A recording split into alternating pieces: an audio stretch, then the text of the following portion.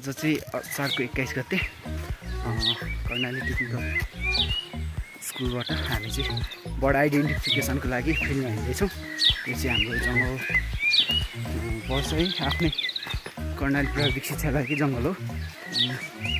हामीहरू चाहिँ 10 जनाको ग्रुप गरेर 4 ग्रुप चाहिँ बर्ड आइडेन्टिफिकेसनको लागि फिल्डमा हिँड्दैछौँ। अहिलेसम्म चाहिँ हामीले लगभग 3-4 जति चाहिँ बर्ड्सहरू पनि आइडेन्टिफाई गरिसक्यौँ। अब अरू कुन कुन बर्ड्सहरू पाउँछ भन्ने कुरो चाहिँ एकछिनमा थाहा हुन्छ।